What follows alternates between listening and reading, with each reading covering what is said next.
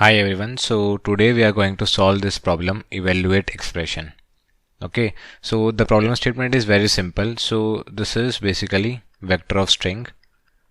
So this is a vector of string. So this will be our input and we have to evaluate our postfix notation. Okay, so there are basically three type of notations. So we have three notations. So these notations are infix, we have postfix, and we have prefix notation. Okay, so generally we are only aware of infix notation. So infix means basically 2 plus 1 multiply 3. So this is example of infix notation. Okay, but there are postfix and prefix notation. So what happens? So if you will give this input to the calculator, so for example, if you will give this input to the calculator, then how the calculator will evaluate our answer? So first of all, calculator will convert this infix expression into postfix, and then postfix expression is evaluated, and then we will get our answer. Okay, so that's how the calculator works. So calculator, the working of calculator is very simple. First of all, the first step is to convert the infix expression into the postfix, and then evaluate the postfix expression. Okay, so evaluate postfix expression. So that's how the calculator works. So basically we are given postfix expression. So this is a postfix expression and we have to evaluate this. Okay, so we have to evaluate this. So the other name of this question can be evaluate postfix expression. The other name of postfix expression is also called reverse Polish notation. Okay, so reverse Polish notation. This is the other name of postfix.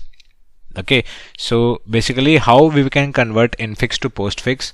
So this is very simple. Okay, so this is given postfix expression and this is basically its corresponding infix. So this is infix and this we already know. Similarly, this is infix and we are very familiar with the infix. We use infix in our day-to-day life. So how we can convert infix into postfix? Okay, so for example, let us consider an infix expression. So let us consider this one only. So let us take it to the, okay, so this is very good example. So this is infix. Now how we can convert infix to postfix? So the idea is very simple. What we will do? So first of all, move the operands. So we have operators and we have operands. So operators means plus, multiply, minus and divide. Okay, plus, multiply, minus, divide and so on. Okay, and operators are basically integers on which we have to perform the operations. Okay, so what we will do, move the operators to the closing brackets. So similarly for plus, this is the closing bracket. Okay, so remove divide from here and put it here. Similarly, remove plus from here and put plus here. Now read this from left to right. So first of all, we have 4. So we will write 4. Then plus is not here because plus is here. Then we will not read the opening brackets. So we will read 13. So I will read 13. Then the divide is not there. We have 5. So I will write 5. Then we have this multiply, so remove this. So we have divide, sorry, so I will write divide. Then at this point I have plus, so I will write plus. So this is basically the postfix notation. Okay, so this is a postfix notation. Let us take one more example. Okay, so suppose I have, let's say, 2 plus 1 into 3. Okay, so this is basically infix and we have to convert this into postfix. So how we can do this? So the idea is very simple. What we have to do, we have to move the operators. So 4 plus, its closing bracket is this. So write plus here. Okay, and remove it from here. So 4 multiply, its closing bracket is this. Okay, so remove multiply from here and write multiply here. And then read from left to right. So first I have this 2. You do not consider this opening and closing brackets. Okay, so first I have 2, so I will write 2. Then plus is not here, then I have 1, so I will write 1. Then I have plus, so I will write plus. Then I have 3, so I will write 3. Then I have multiply, so I will write multiply. Okay, so this is the corresponding postfix notation. You can see in the above example also. So 2, 1 plus 3 multiply. Okay, so 2, 1 plus 3 multiply. Okay, so the input is given a postfix expression and we have to evaluate. So basically if the expression was infix, we can see our answer will be 9. We can easily calculate. Okay, so in this case our answer will be 6. So this is integer upon integer division. So whenever integer upon integer, we will get a integer only. So this is basically 2. We will get 2 and 4 plus 2 is 6. Okay, so now let us see how to evaluate postfix expression. So basically there are some rules on how to evaluate postfix expression and we will simply follow the rules. Okay, if you don't know the rules, you cannot solve this question. Okay, so there are basically defined rules to solve the postfix expression. Okay, and you have to remember these rules. Okay, if you don't know the rules, you cannot solve this question. Okay, so the rules are very simple. So let us consider an example first. So this is 2 and 1 plus 3 and multiply. So this is a postfix notation. So the rules are very simple. Okay, so what are the rules? So obviously I will have operators and I will have operands. So operators will be like plus, minus, multiply and divide. Okay, so for operators to work, I should have 2 operands. Okay, 2 operands should be there, a plus b. For example, you can only use plus when I have 2 operands, a plus b, similarly a minus b, a multiply by b and a divide by b. Okay, so we need 2 operands to apply the operators. Okay, so the idea is very simple. Maintain a stack. So you have a stack. Initially the stack is empty. So you are standing at this point. So if it is an operand, so if it is 2, then push. This is operand, push. Now I have a operator. So I have a operator. So I have to perform operation. Okay. So for performing the operation, what I will do? I will pop 1, I will pop 2 and I will do the operation. So I will do 2 plus 1. Okay, I am writing it here. So at this point what will happen? I will pop the top 2 element of the stack and I will do the operation. So I will write 2 plus 1. Okay, so at this point what I am doing, pop the 2 elements so that we can apply the plus operator between them. So pop 2 elements, apply plus operator. So after applying the plus operator, so we will get the result 3 and then push result 3 inside the stack. Push result. So result is 3. So what we will do? We will push the result. So 3 will come inside the stack. Okay. Now again, so I have an operand. If it is an operand, you can directly push. Okay. Now I have an operator. So if it is an operator, what we have to do? We have to pop 2 elements. So simply follow the step. Pop 2 elements. So 2 elements are 3 and 3. So the 2 elements are 3 and 3. Then what I have to do? I have to apply the operator. So in this case, our operator is multiply. So we will apply the operator. We will get the result. Result will be 9 and then we have to push the result. Okay, so basically these 2 elements are popped. I have to push the result. So I will push the result 9 and then I will reach at the end. Okay, so what will be our answer? So finally our answer will be the element present at the stack, element present at the top of the stack. So stack s dot top, stack dot top will be our answer. So our answer is 9. Okay, let's see. So we can see our answer is 9. Okay, now let us use the same approach on this 4, 13, 5 divide and plus. Okay, 4, 13, 5 divide and plus. So I have 4, 13, 5 divide plus. So we know the rules are very simple. If it is an integer, push inside the stack. Okay, so at this point, what will happen? So this is an integer, push. We have integer, push. We have integer, push. We have an operator. So if it is an operator, obviously we need two elements. So we need two elements. So how we will get two elements? We will get the two elements with the help of stack. So with the help of stack, I will pop 5 and I will pop 13. Okay, so remove 5 and 13. So I have two elements, 13 and 5. And then obviously we have to apply the operator. So apply the operator. After applying the operator, our result will be 13 by 5, which is 2. Okay, so this is our result. And now what we have to do, we have to push the result inside the stack. So 2 will come here. Okay, now again move ahead. So I have basically plus. So plus, that means we need two elements. Okay, and how we will get the two element? Simply we will take the two element from the top of the stack. So remove 2 and remove 4. So I have 4 and I have 2. And then what we have to do, we have to apply the operator. So we will apply the operator. Our result will come out to be 6. And then what we have to do, we have to push the result inside the stack. Okay, and then I will reach at the end. So after reaching the end, what will be our answer? Our answer is basically the top element of the stack, which is 6.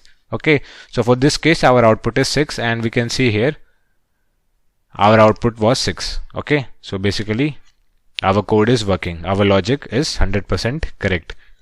Okay, now you can assume here. Okay, so you can assume that what we can assume, so the input given to us, the input postfix expression given to us is basically a valid expression. Okay, this is a valid expression that we can assume.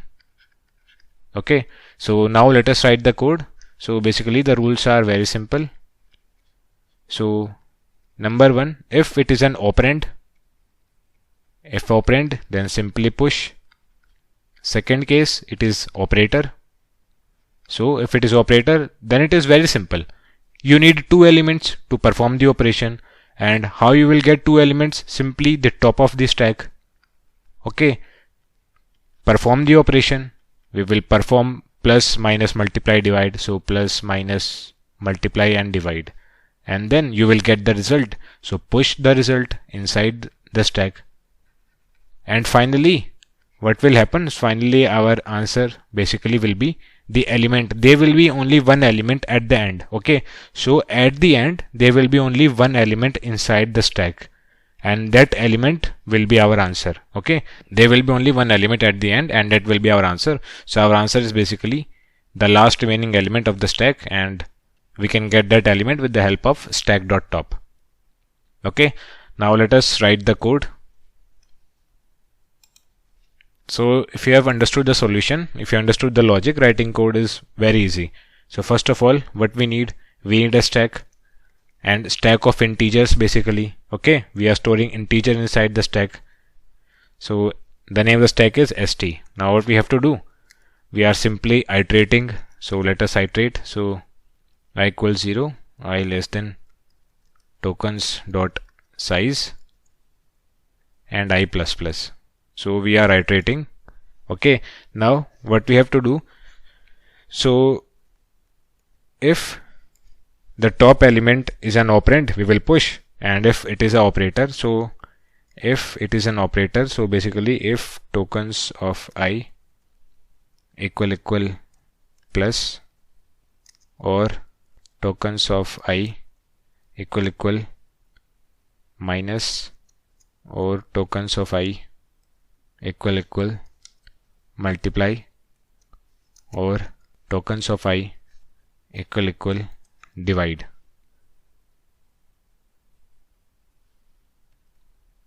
So if this is the scenario, then what we have to do, so if it is an operator, we have to push, we have to pop two elements. Okay, so we need two elements here to perform the operation.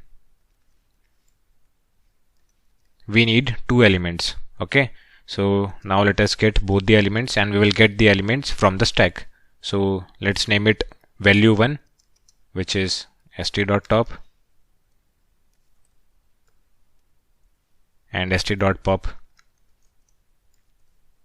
Now let us get our second value, our second element. So v2, again st.top and st.pop, stack.top, stack.top and stack.pop. Okay, so we have our both the elements. Now let us perform the operation. So if tokens of I equal plus, then what we have to do? We will add v1 and v2. Okay, so st dot, so first find the result and then push. So I have to do v2 plus v1. Okay, I am finding the result, so push result inside the stack. Okay, so push result inside stack. Now similarly,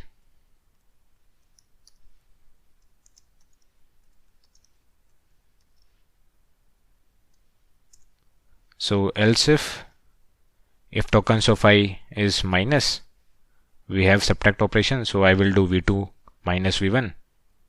Similarly, else if I have multiply operation, I will do v2 multiply v1. And if I have the divide operation, so I will do v2 divided by v1. Okay, and that's all. Now in the else part, what we have, so we have operands here. Now we discussed, if we have an operand, we can directly push inside the stack. So what I will write, st.push, and we can directly push tokens of I. But there is a problem here, and what is the problem? So first of all, this will be push.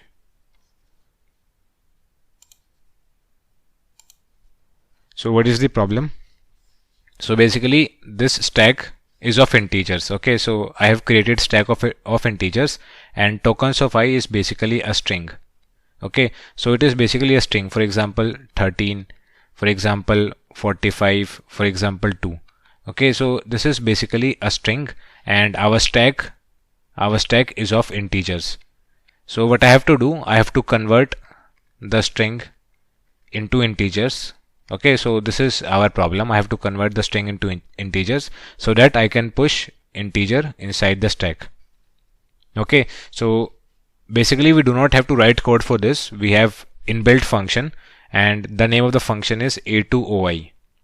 Okay, so what a2oi does, it will take a string as input and it will give me the integer as output. Okay, so if I will give a2oi basically a string, let's say 45, then it will give me integer 45. Okay, so that is the functionality of a2oi function. Okay, so this function is present inside some library of C++.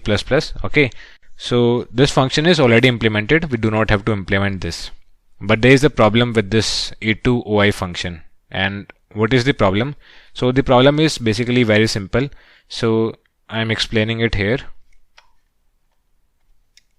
So first thing, you understand that why we have to convert string into integer, because our input, the input that is given to us is basically a string, and the stack that we have created is basically of integers. So that's why I have to convert string into integer.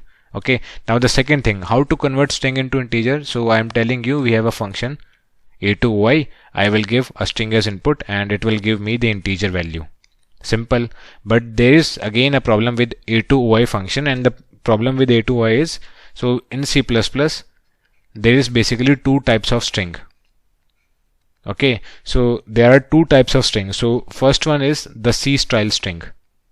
C style, so this is basically the character array. Okay, and the second one is basically the string class. Okay, so this is basically the string class, and a2oi function takes input C style string and not this C++ type string. Okay, so what I have to do, so I have to convert this string into C style string. Okay, so basically I am repeating myself, in C++ we have two types of string. So first one is the C style and the second one is basically the string class.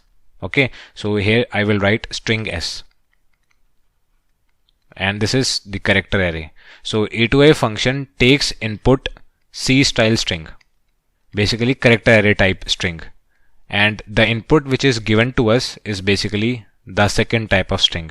So there should be a way to convert this string into this character array, and for converting, so we have a function called .c_str. Okay, so this is the function which is used to convert this type of string into the character array. So what I will write A2OI. I have the input which is this type, and what I will do, I will write .c_str. Okay, so that's how it will work. Okay, so this string is basically, this is token of I. Okay, so token of I is basically a string. Now let us write the code. So I cannot write like this. So tokens of I, this is basically a string. So for converting string into integer, I have to use A2OI function. But this is not enough. Why not enough? Because A2OI function will give us error that this tokens of that it expects a C style string. So what I have to do, I have to use .c_str. So .c_str. So all these functions are inbuilt functions. Okay, you do not have to worry about this. And if your doubt is how I know about these functions, is basically at this point when I first solved this question, at this point I got confused how to solve. Then I searched on the internet and I came up with these solutions. Okay, so that's how everyone learns. So finally, when I will come out of this loop, so what will happen? So this is else.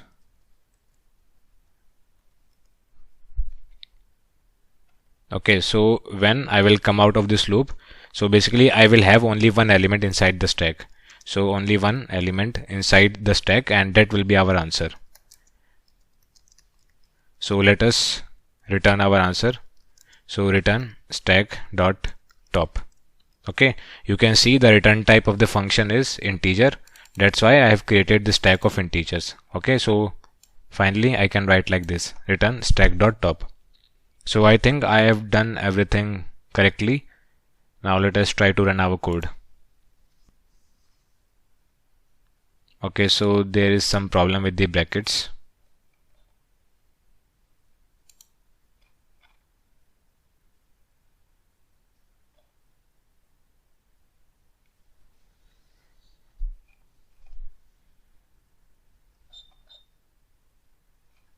Okay, so there will be one more bracket.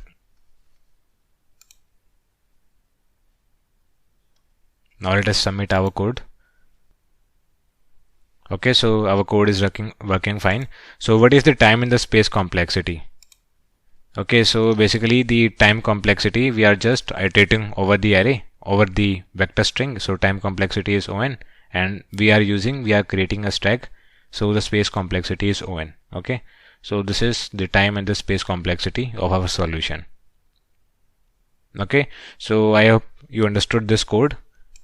I hope you understood this problem and also the solution. So basically you can see reverse police notation. Okay, so this is the another name for postfix notation, postfix expression. Okay, so if you have any doubt in this problem, either with the approach or either with the code, you can ask me. Okay, thank you.